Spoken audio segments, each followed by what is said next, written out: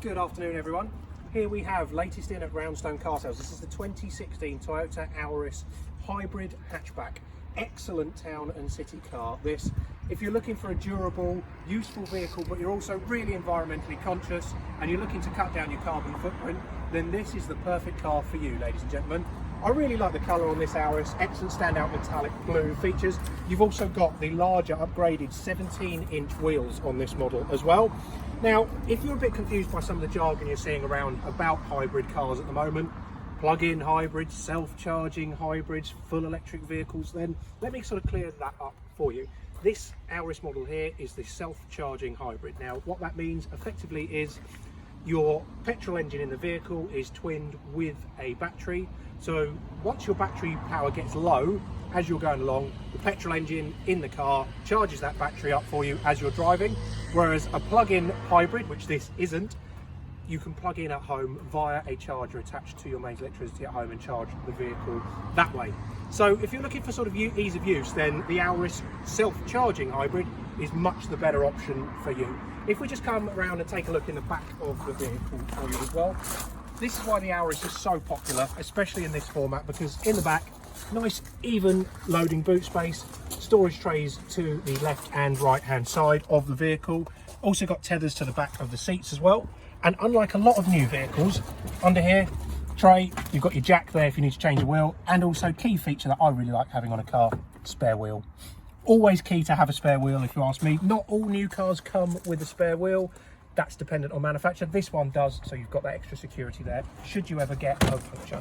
Now what we'll do is, if we go around, we'll take a look in the front of the car and talk you through the media infotainment system and some of the safety features on the car for you.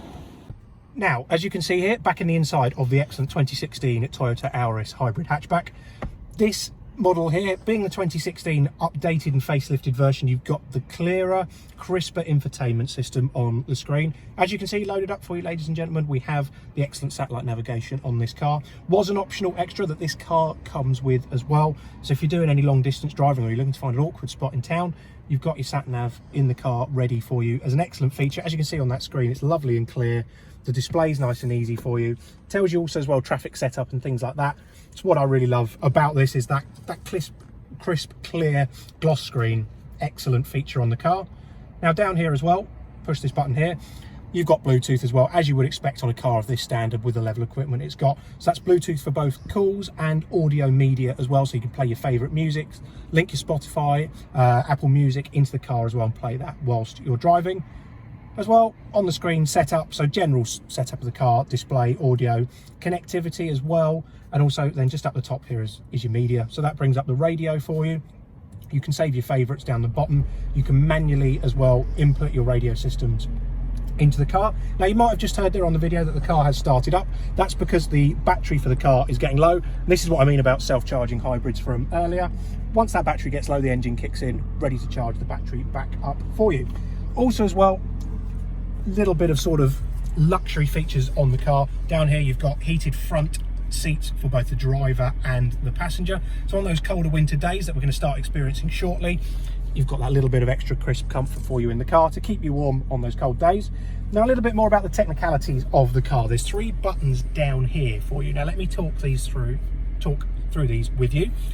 EV mode. Now what this means is electric vehicle mode. If you press that button there, it won't work at the moment, we don't have enough battery, but when you do have enough battery and the engine's finished charging, EV mode will make the car effectively as much of an electric vehicle as it can possibly be. Now what this means is it will run on battery and battery alone until that battery power runs out. Eco mode, it basically does what it says, runs the car as eco as possible, so combining your best efficiency with your engine and your battery to get the most fuel economy and the most electricity economy out of the car. And power mode, if you press power, this means that the engine will start charging the battery at a higher rate as well. Also means you'll start using a little bit more fuel as you're seeing going around. So effectively, these are sort of your power options in the car. And then on the screen here as well, so you can see in the middle, you've got your digital display. In the center, if I press eco mode, you'll see to the left hand side, it comes up with eco mode. If I press power mode, you'll see it comes up with PWR mode. And then if I press EV mode, just to show you what will happen at the moment when we don't have enough battery, it comes up on the screen, EV mode not available, low battery. So those are your 3 sort of power settings in the car. Fairly sort of gives you the options of mixing it up, but also most of them, apart from EV mode, fairly sort of comfortable getting to understand. On the steering wheel, you'd have, as you would expect, all your in-car controls. So you've got your volume on your left-hand side, answering call and end a call button there. Different mode, so you can change effectively what's on the screen in front of you. So you press mode, that will change the different mode of media that you're using in the car. So it's gone to auxiliary, then your Bluetooth music source. As if you've not got anything connected, it won't come up on the screen. You've also got as well voice control, so if you need to call people whilst on the move, you've got voice control function there. And then on the right hand side, you've got trip computer, and then underneath that one, quite an important little button, this, you've got lane departure warning. So this button here will turn the lane departure warning on or off on the car. Fairly other standard things you'd expect on most cars of this age specification. You've got full dual zone climate control, air conditioning, you've got heated front and rear screens, you've got automatic adjustable climate settings as well in the car. As you can see, inside it's really well finished. You've got the leather covered steering wheel, you've got the half leather Alcantara finish on the interior, and you've got the excellent all-round storage as well. So interior storage is really good. I like the Auris, nice and clear outside to see. You can get a good 4 people in the car and you can get luggage in the back. This one here priced at £15,000 here at Roundstone Car Sales. Included in that year's warranty, year-long MOT as well, included in that price. So there's no hidden extras, no hidden charges. The price you see on the screen is the price you pay for the car.